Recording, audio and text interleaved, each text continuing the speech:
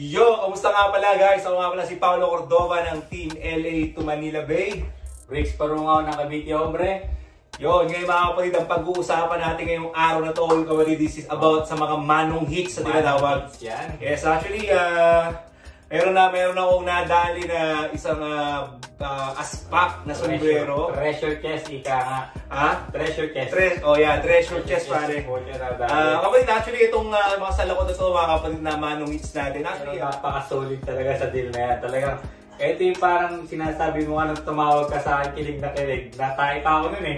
Sinid mo sa akin itong mga namanong hits mo po dyan, yung mga tinawagan tayo. Solid sa 2021 mga kapatid, 2021. I think siguro ito guys, sa panahon ngayon na sobrang daming kalaban sa vintage, I mean yung game yung laro, na hindi lang mga Pilipino yung mga naglalaro, yung mga ibang lahi. Ganun yung klase ng price na price range na binigay. Totoo yun. Yeah. Totoo yun mga kapatid. Lalo sa ganitong klaseng mga sombrero. Ganitong klaseng sombrero, kapatid. Kahit ako sasabihin ko, shoot, pati pato sa akin to. Hindi na nakakatawa. Nung tinetext ko yung may-ari, nung sombrero na to, sinunod ko sa kanya yung pag-usapan. Sabi niya, magkano ko presyohan to? Sabi ko, sige, presyo ako na to, kapatid. So sabi niya, tinatanong mo sa akin. Tinatanong ko siya eh. So inaantay namin talaga yung reply ko. Oo, talagang napaka-solid talaga ng presyo. Kahit ako, nasa kanya nabi niya, bibili ko ng doble sa kanya. Pero sabi ko mga guys, pag-uusapan ng lahat ng mga bagay-bagay mga kapatid. So ano bang hinihintay natin kapatid? Please, pakita na natin sa atin. Isa-isayin natin. Isa-isayin natin ang bulot ha. Okay. Sige, basta mo kapatid. Basta maawa naman syempre. Ikaw naman lumakot. Ayan. Grabe, napakadami. Pakita natin sa kanila. Napakadami. Kitang-kita naman.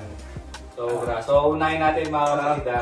Talagang ako'y nagugulat eh. Una ako na siya ha. Wala mo.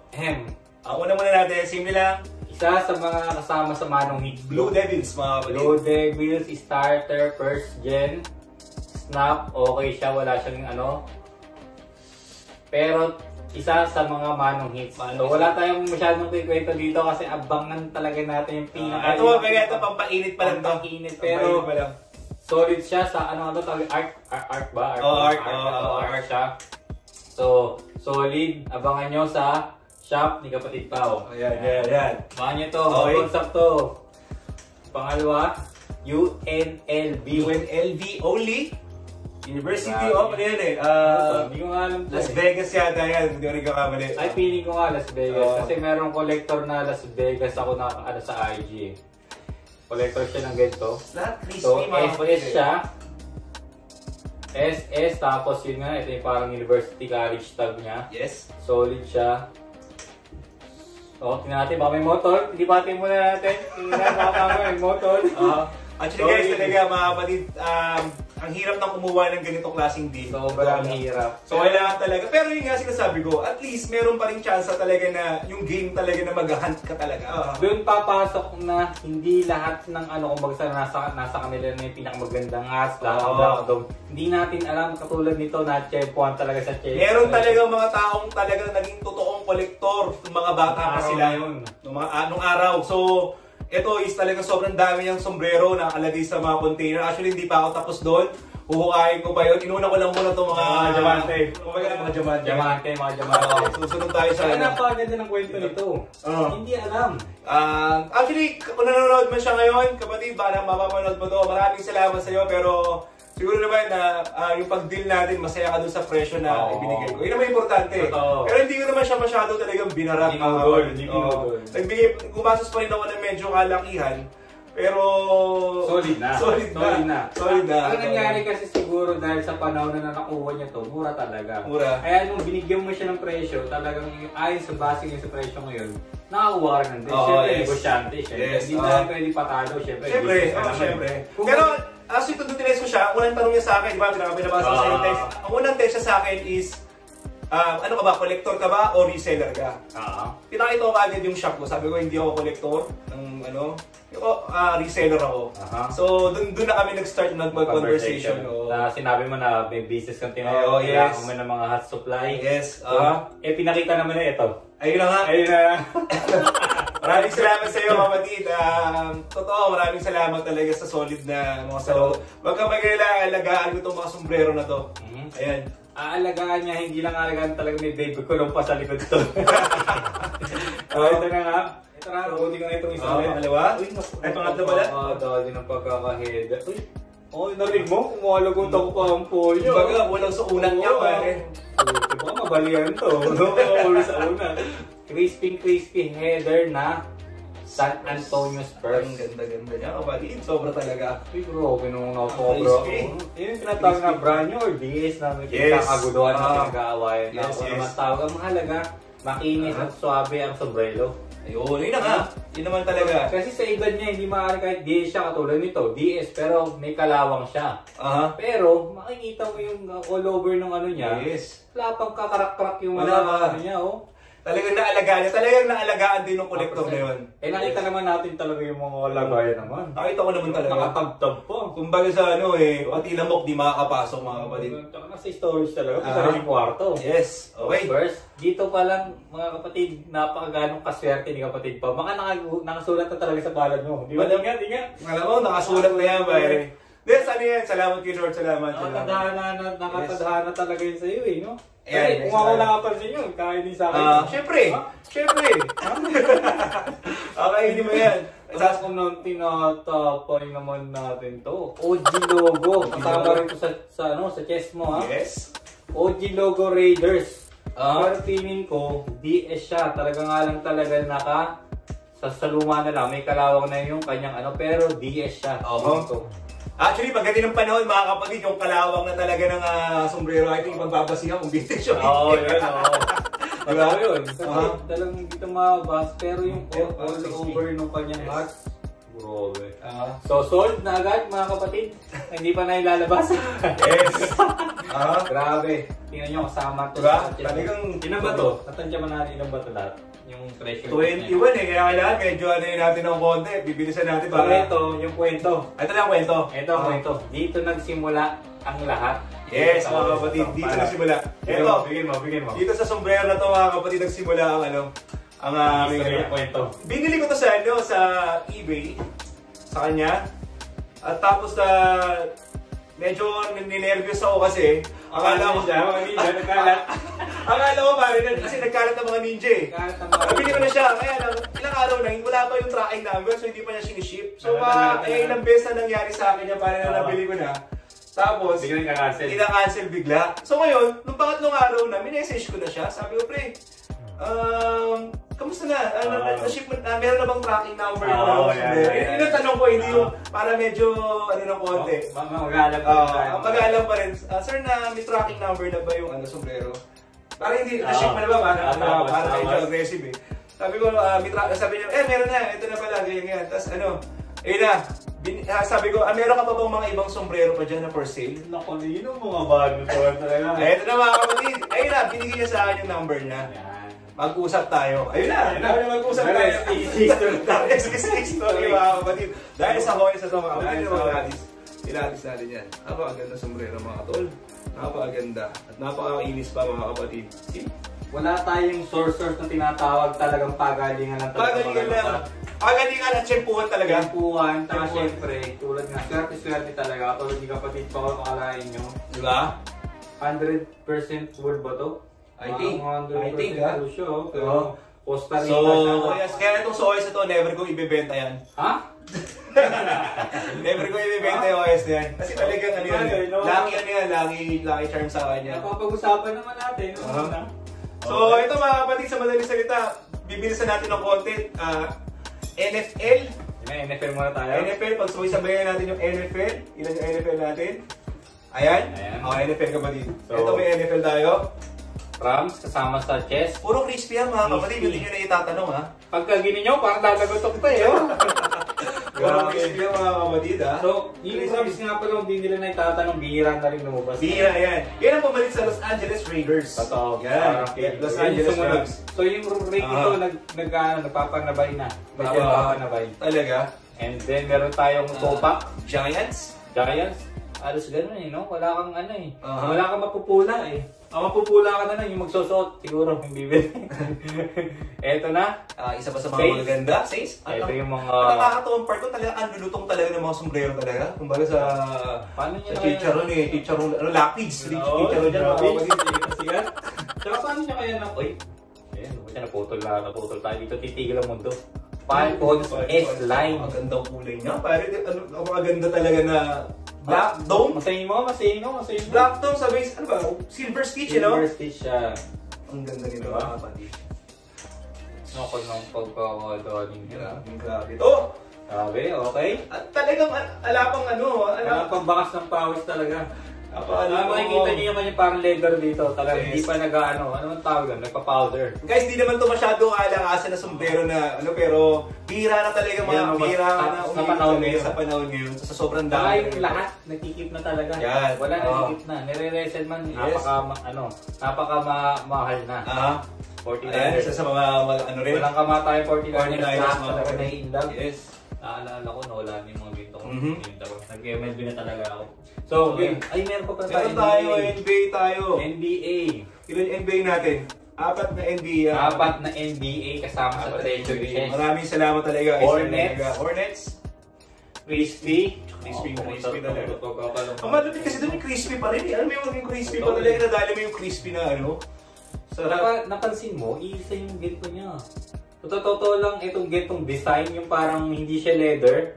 Yung parang plastic lang sa ginto. Ano yung sabihin yung malalim, di ba? Yan yung malalim, tsaka swak na swak sa ulo ka, no? Yun yung pagkakala kong sukat ng sombrero. Base sa base sa kilatis mo yan.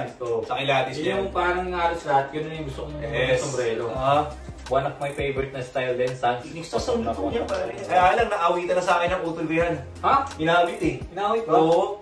Sino doon? Umawit na pare. Sino doon? Si AJ. Naku naman po. Umawit na eh. Kaya wala, hindi utol natin yan. Kailangan nating pagbigyan. Sorry guys, pag minsan patalo tayo ng konti. Hindi natin nakapagpapalit natin eh. Pero ito pa ang sumunod sa mga Pilipinas, sa Pilipinas. Talaga? Oo, mataas ang presyo yan na Pistons. Mataas, isa sa to sa mga sumunod sa bago sa Sixers, ito yung mas sumunod na mas mataas sa nakikita ko sa game. Ito na yung mataas. Sabi sa akin, umabot na daw ito ngayon ng 12K. O talaga? Mataas-taas na rin. Mataas na rin. Pero depende pa rin kung gitong 12K na yun, ha? Lalo nang pag gitong kaswabe. Ayan. Doon tayo magbabase. Lahat. Doon naman talaga magbabase. Kaya, parang sa mga NBA cards yan, kailangan mo muna tignan yung condition. Yan. Parang may chip sa dulo ng tawag. Pag pristine condition talaga yan, yun yung mas mahal. Lalong-lalo na, mga pagkakataon lang sa mga hats na ganito para sa akin, yung mga collector talaga. Sana makarating talaga ito sa mga tunay. Kasi ang ganda eh, sabi tapos ma-maintain eh, no? Okay, kapatid. Birahin ko. Ito, bibirahin ko na ito mga kapatid. Ito magpinali natin mga tol. Yan yung... Ito dito, talaga napaasayaw ng napasayaw ako ng rito. Napatawag ka nga, ito. Ang talagang yung pakiramdam talaga ng game. Ito yung sinasabi ko na pag na-enjoy mo yung game, na paghahunt at yung sa presyo nga na solid price. Hindi ka naman siguro yung talagang pinaka-best feeling sa paglalaro ng sombrero talaga yung sa hot game. Yung, kahit alam mo kasi kaya mong bilhin yung item, for example, may budget ka ng bumili ng item, iba pa rin yung pakiramdam pagka nakuha mo talaga yung sombrero dun sa presyong hindi mo inakala. Talaga hindi talaga, parang wala ka nang makikita sa ngayon sa panahon. Yes. Ay yung pakiramdam na nakakita ka talaga ng kayamanan, siguro yung feeling talaga. Kahit hindi na sa akin yun eh. Parang na ako kinilig talaga. Di ba? Simulan mo muna rito. Ayan ha. So, kasama rin to sa nakuha natin, mga kapatid. Maraming siyempre. Ay po, sa mumugod naman agad yan. Diba? Ito kagad yung ayun, mga kapatid. So, MLB, nakakuha tayo ng 6 na peraso. At yung isang peraso lang, hirap na hirap ako makakuha. Totoo lang. Ito ba first time ko makahawak talaga mismo ng MLB. Bukod dun sa, namanalo ko sa raffle. Nabigay niya sa akin. Pinasa ko sa kanya kasi kahit hindi naman talaga ako nagkukulit ng MLB. At pinalit ko lang yung MLB ko na ganito sa isa niyang mga salawat na talagang yun yung hanap ko. So yun talaga isa din sa mga part din ng laro, ng kultura ng hot game na kung meron kang malakas, pero hindi mo kailangan naman, pwede mong i-trade dun sa kailangan mo. Siyempre, dapat, kung ano pa man, kung ano, depende sa pag-uusap nyo. Yung parang kung saan kayo parehas magiging masaya. Yan, yun ang importante na lahat. Yes, tatagalin ko muna to. Actually, soldong box na to. New era. British din. So, yan. Ano man natin sa MLB na? Seattle, mga kapatid. Ito actually pang pinali dapat to, pero ito na yung lumabas eh. So yan. Ang istorya nito, talagang panguli rin itong lumabas sa container niya. Nung iniisa-isa namin yung container nung binibidyo eh. Wala, puro tapon yung sombrero. Di iniisa-isa niya. Hanggang sa nakarating na kami sa gitna nga nung lupa, na inahukay namin. Lumabas yung mga MLB sunod-sunod, para akong yung bilis ng tumak ng puso ko na give me more, more, para amang Sinunod mo sa akin, buti kinilig talaga ako. Oo, kasi sinundan naman ng video eh. Sinundan naman ng video nung pinagbilang ko, sinundan sa kanya, sinundan sa marami sa mga ibang kolektor. Sorry na muna pala, yung 5, itong 5 tumuha. Kaya ito muna 5, Tapos, bigla na sa panguling bill, tatawagin ni Kia kita sa Sunday. Oo. Bila nabitin yung pag-ahukay namin dun sa kayamanan niya kasi may pasok siya. Sabi niya, tuloy natin sa Sunday. Ilang araw pa? Sabi ko, ilang araw pa yun? Sabi ko, tinotorture ako nito. Sabi ko, sa akin, kumunot tayo. Tapos, tinignan mo yung number. Taga saan? Tiga Seattle. Yun. Tiga Seattle yung pinagbilang ko nito. So, nung nag-usap kami ito, imposible walang Seattle yun, pare. Ay, taga Seattle. Tiga Seattle yun eh. Sabi ko, nga. Kaya, sige. Tignan natin, ilang araw pa ako naghihintay. Ayoko naman siyang kulitin kasi baka makulitan naman sa akin. Kunyari, medyo pakipot tayo ng konti. Pero ayun na nga, nag-reply. At yung nag-send ulit siya ng mga videos ulit. At ito na, lumabas na siya. At the rest is history na po, mga kapatid. So ito yung next, kapatid. Ano ang team to?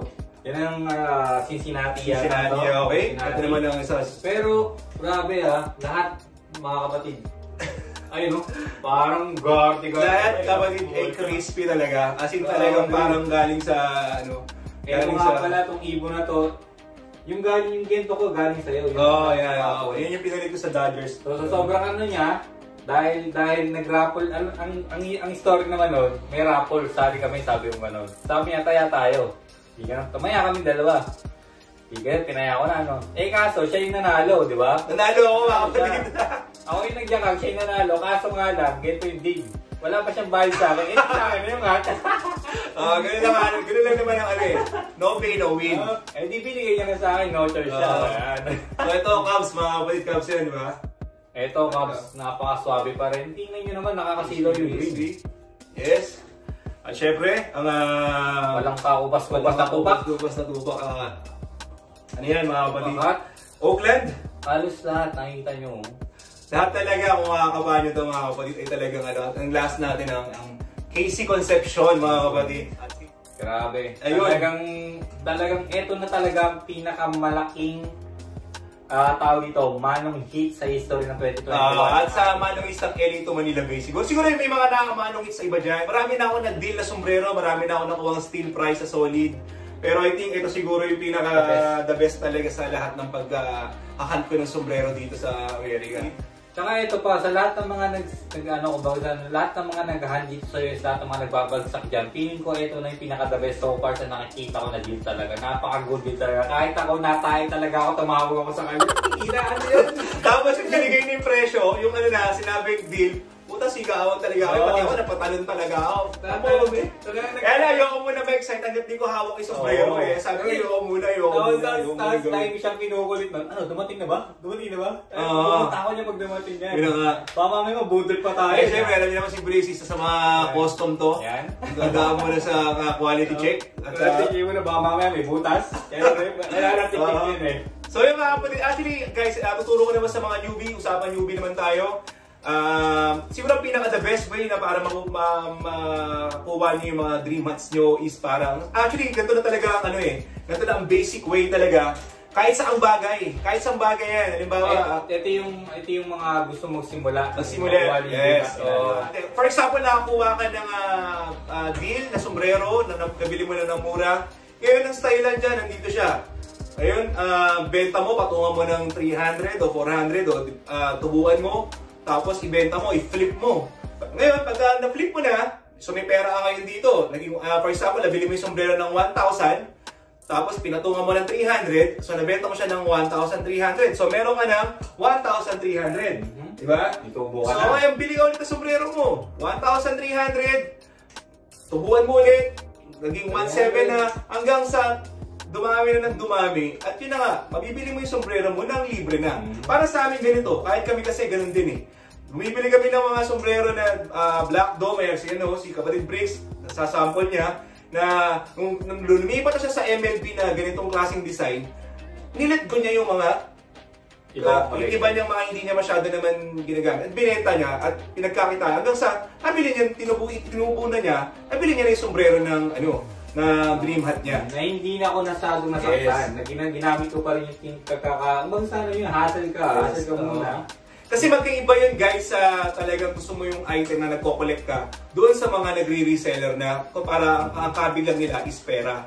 Magkaiba yun. So kung ikaw is talagang gusto mong maglaro ng game na makukuha mo yung mga bagay na magiging libre na, guess mo? Para basically para magiging libre na yun eh. Kaka-flip mo ng sombrero eh. The same time, makahawakan mo nang hindi ka masyadong nahihirapan. Although na kahit matagal, pero, diba? Oo. Yun, tapos yun, antay lang kayo. Baka mamaya may magbenta na sobrang steal price, nangangailangan ng pera. Totoo.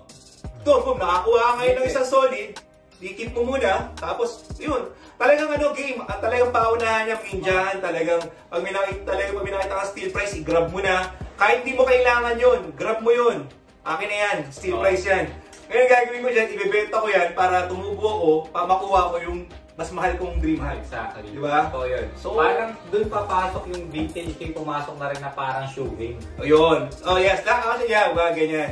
So talagang ganun lang proseso. Kasi kung talagang ngayon gusto mo kaagad doon ka agad sa malakas, is talagang mahirapan ka. Kaya at mawawalang kwenta yung game na talagang nilalaro natin. Kumbaga kung gusto natin lahat mababa yung presyo, wala, mamamatay na yung laro natin dyan. So, sa totoo lang talaga, mahal talaga yung mga hats na to. Actually, kaya mong bilhin lahat ng mga MLB eh. Hindi naman. Kaya mo nga, nakaso nga lang, wala yung kilite eh. Wala nang kilite. Yun nga yung siguro na, kasi mapapapansin ninyo kapag ako nagko-collect, meron ako mga sombrero na talagang parang hindi naman sikat, pero parang ako, pinagbabalay ko sa kanila. Parang pag kami inuman pare, tinan mo ito sombrero na kuha ko. Alam mo, kahit parang pag nag-face ka na dun sa mga sombrero na malalakas, parang yan. Pero ako kasi mahilig talaga ako na bumibili ako ng sombrero na kahit hindi hype na marami ako, alam ni Bricks yan pag... di ba yung papakita mo lang saan? NBC, nasa ba yun? NBC na ako ng NBC scatter. Iba yung korok kinasa dito, di ba? Yung mga ganung bagay, yung mga hinahanap ko talaga na naghan. Kaya yun, sikreto rin ako na umulekta. At yun nga, meron akong, alam ni Bricks, meron tayo mga cabinet dyan na... Sikreto yung mga naman. Pero yun nga, maganda ako mag-collect. Siguro kanya-kanyang yan. Kanya-kanya tulad si Bricks, nagsimula sa Black Dome, nag-level up. Kasi kung makukuha mo na lahat ng gusto mo, mawawalan, parang ang gagawin mo dyan, pala kompleto mo yung MLB, change ka na linya, laro ka ulit. Laro yan eh. Ayun, kinuha yung nilalaro ko ngayon, yung Spike na MLB. Which is yun yung parang wala pa na awan. Yan. So, MLB meron na yung Black Dome na ganito, siya yata, yung parang taga-Malaysia. Yan, parang gano'n nga. So yun, ngayon, naghahanap kami ng mga hinahanap natin mga sombrero, yung mga kinukolekta natin. Pero yun nga, yun yung game talaga. So ngayon, yung mga bagong pasok, siguro hindi rin kasi na-experience sa akin ito nung una ako pumasok sa game. So, ayun, mag-enjoy kayo kasi marami, sa Pilipinas marami rin dyan na nagbibitaw na ng mga sombrero nila. Yung bansa ng Tiempo lang talaga. Ito si Bricks, kapatid, nakakuha ka ng MLB sa Pilipinas ng 5,000 lang, di ba? Pero ang presyo ngayon dito, nakintik. Alam mo yung presyo? Yun. Na talaga. So, yun guys, kung hindi ito sa simpleng tela lang, ang sinasabi ng iba, like yung NBA cards nga, di ba? Simpleng karton lang yun. Pero ito yung million dollars. Pero kasi, yun yung nila eh. Yun yung hobby nila, yun yung pinahiligan nila eh. So lahat yan is tinetreasure yan. Kahit may mga coins, trip nila yun. Merong kaya hindi nyo pwede sabihin na sa presyo ng tela lang, hindi nyo nagiget yung point nung vintage game. yung kilig na yung tipong parang kumbaga sa gagambay. Oo. Balbo na puto yung kamalis mahaba eh.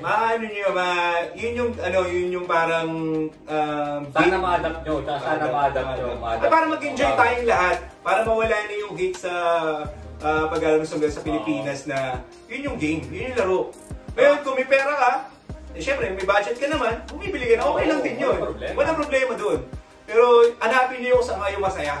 Ngayon, huwag niyong gagawin yung pagkokolekta na para magyabang lang sa tao is, I know na hindi kayo magiging masaya doon. Kaya sabihin mo na sobrang lakas sa mga ads mo.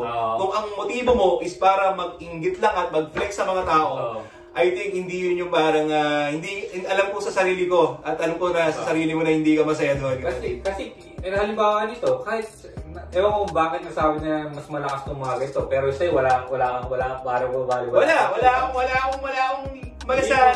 libog sa ganyan. Kaya ang hanap ko is medyo kamukha ng asawa ko, alam mo yun? Ikaw trip mo ganito, trip eh. So, basta mahanap mo yung basta masaya, tsaka laruin natin, masaya maglaro eh. Tsaka tama, kaya lang naman nagiging malakas dahil ang sinuot ng mga kasi wala naman talagang malakas. Dahil talaga sa kiliti lang yan ng tao. Katulad ni kapatid pa yung sample na sa kanya, yung splash na hindi kilala na sinuot ko sa'yo. Di ba? Wala. Ano makakuha nga? Ako, may window kasi splash yung kinuha na hindi kilala. Pero yung ngiti mo, nakita ko tinang na mata mo habang binili ko yun ng 15,000 pero alam ko hindi ko siya mabibenta ng mas malaki. Pero binili ko kasi, gusto ko yun eh. Pero yung presyo nun pang MLB na o pang mas malakas na hats. Pero binili ko yun dahil yun yung gusto ko. Iba yung kilatis mo na proud akong ipakita sa inyo na kahit alam kong hindi nyo magigets hindi naman sikat yan eh. Oo, pero ito yung sombrero ko. Diba? Sa akin to. At pinagmamalaki ko sa inyo kahit hindi kilalang sombrero. Diba? Yun ang abangan nyo sa susunod na ilalabas niya yung mga trip niya. Yes, sombrero. So, talaga. So yun mga kapatid, so magpapaalam na kami. Next time ulit mga kapatid, ako nga pala si Paolo Cordova ng Team LA to Manila Bay. Bricks Parong Kabiti, hombre. Ayun mga kapatid, peace out!